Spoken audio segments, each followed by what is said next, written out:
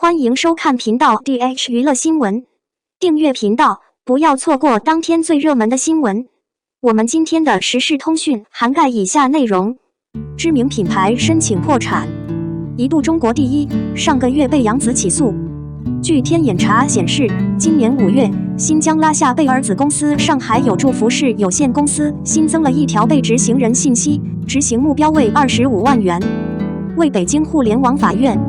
相关文件显示，2016年，杨紫曾签约代言 Pula 品牌拉夏贝尔旗下品牌休闲服饰产品，合同期限为2016年11月26日至2018年11月26日。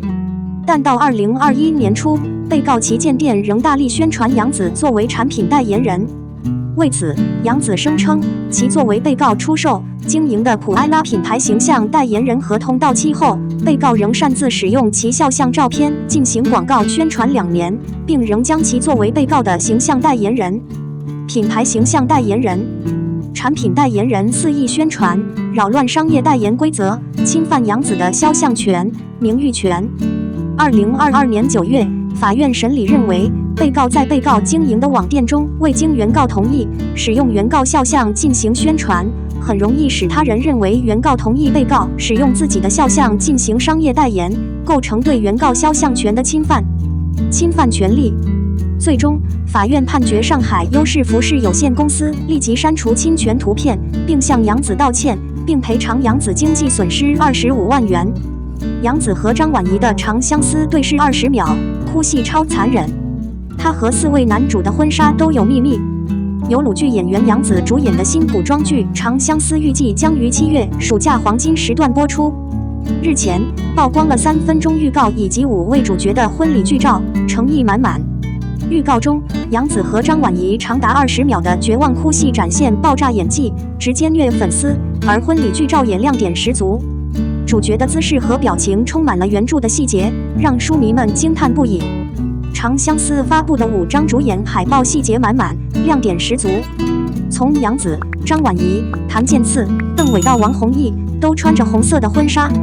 虽然看上去很喜庆，但仔细观察他们的表情，让人一喜，分明预示着这部剧将会展开一个让观众心痛落泪的故事。长相思的剧情讲述了杨紫饰演的高贵皇帝之女逍遥与4个男人的爱情故事，隐藏的就是剧中杨紫和4位主演的关系，而最受关注的就是杨紫和张婉怡的关系。两人虽然是主角，但并不是官方 CP。照片中，张婉怡饰演的轩辕站在杨紫饰演的逍遥身后，表情坚定，仿佛在宣告自己是逍遥最可靠的后盾，即使发生灾难，也会永远站在他一边。原著中，轩辕是逍遥的表弟，也是最重要的人。逍遥本来和轩辕是兄妹关系，但那个男人却已经和他产生了关系，甚至是为了他踏上了夺取继承人的残酷之路，而轩辕也为了地位和权力一步步失去了自己最爱的逍遥。在长相思的预告中，最让人心疼的就是杨紫和张婉怡之间绝望撕心裂肺的哭戏。视频中，张婉怡哭得撕心裂肺，对杨紫说：“我喜欢你有错吗？我想和你在一起有错吗？”杨紫面对张婉怡突然的表白，惊讶的同时也哭了。虽然两人的哭戏只有20秒，却让网友心疼不已。他们还惊讶地发现，张婉怡的演技张力非常引人注目。此外，此次杨紫在《长相思》预告片中也是原声配音。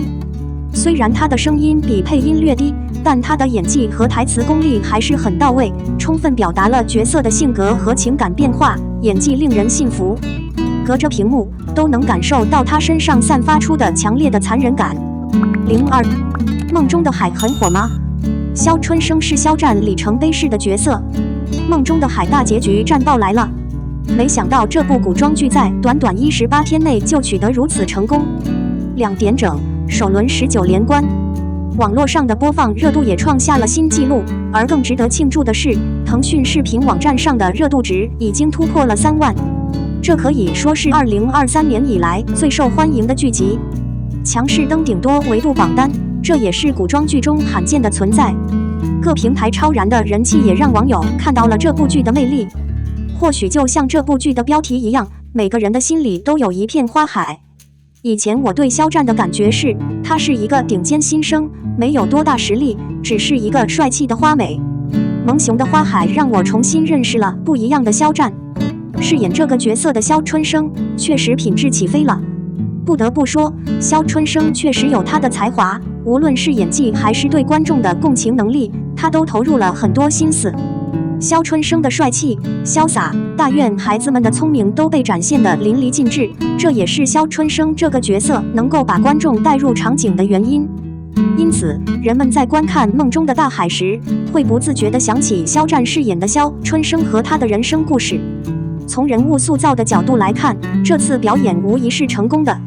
观看该剧的人都会追随角色的命运和情感。他高兴的时候，他也跟着他高兴；他难过的时候，他也跟着他难过。梦中的海算不算热门电视剧？小编想，当我看到很多评论区都在讨论它是爆剧的话题时，梦中的海算不算爆剧这个问题之所以能这么热闹，就足以说明这一点了。问题来了，如果一部电视剧不受欢迎，会有那么多人讨论，怎么会有这么强的人气？答案并不明显。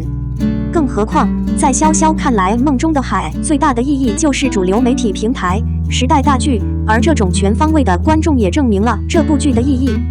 或许它的意义远远大于所谓的流行与否的话题。毕竟，这不仅仅是一部大片，更是在人气第一的王肖战面前的一个里程碑。因为从观众的角度来看，古装剧更能体现演员的演技。肖战和一众年轻新生代演员不仅通过了放大镜试镜，还交出了一份令人满意的答卷。如此骄人的成绩，足以让球迷感到骄傲。如果是你，你觉得肖战在这部剧中的表现能打多少分？他的演技是否通过了你的考核？他是不是你心目中的肖春生？梦中的海一上线就火了，背后却是网友普遍弃剧的原因。梦中的大海同样是年轻演员主演是肖战，但剧本的质量在短短几集就暴露了。虽然《梦中的大海》一开播就取得了全国收视第一的成绩，但火爆的背后却隐藏着网友普遍弃剧的原因。狗血四角爱情，剧情翻转看《梦中的大海》实在是难以为继。狗血的四角爱情情节让人想起九湾情。不过与前者不同的是，《梦中的海》中有2个男人抢一个女人，2个女人抢一个男人的情节。肖春生在图书馆遇见了童小梅，虽然从未见过她，但他已经被她吸引，暗恋她。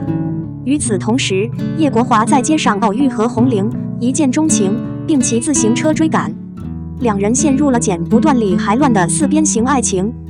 剧情前期，肖春生为哥哥讨回公道，为叶国华挺身而出，成功化解了院子里的孩子们与齐天等流氓之间的矛盾。然而男主的魅力来源全是编剧随意设定的，人物根本站不起来，只能靠出轨的手指和血淋淋的爱情台词来支撑。从一开始就存在的种种问题，让《梦中的海》成为一部让人硬着头皮跟不上的血腥剧。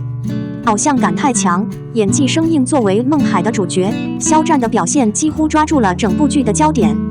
众所周知，他是一位比较适合演偶像剧或者男剧的偶像演员。《陈情令》《斗罗大陆》《余生请多指教》等脍炙人口的作品都受到了他的高度评价。作为川渝帅哥，他与京派古装剧并不相配，尤其是剧中刻意营造的北京口音，对于北京本地人来说，他的声音听起来更像是外地人的即时视觉，与整部剧的融合性并不强，甚至显得特别突兀。在他与歹徒打赌，在冰场上追逐何红玲的场景中，各种光影的支撑，加上他帅气又不自在的犯规表情，让人想起 MV 拍摄的场景。这种带有年代感的形象，让肖战无论怎么刻画都很难表现出古装剧的朴实与朴实。相比之下，李沁的表演则是纯粹的暴力。或许是为了凸显童小美平凡普通的性格，她在剧中的形象主打低调的性格。任何应该激烈的场面，李沁的表演都不咸不淡。不幸的是，该剧没有强大的中生代演员阵容。对于古装剧来说，这是一个致命的缺陷。当剧情不够精彩，演员塑造不够自然细腻时，这部剧只能依靠题材和平台优势来吸引观众，却很难获得口碑认可。当然，这部电视剧已经播完了，不知道屏幕前的你们对于《梦中的海》还有什么其他的看法呢？我们的新闻部分文此结束，欢迎把你们的想法留在评论区，大家一起讨论一下。欢迎，也别忘了帮我点个赞加关注谢谢大家。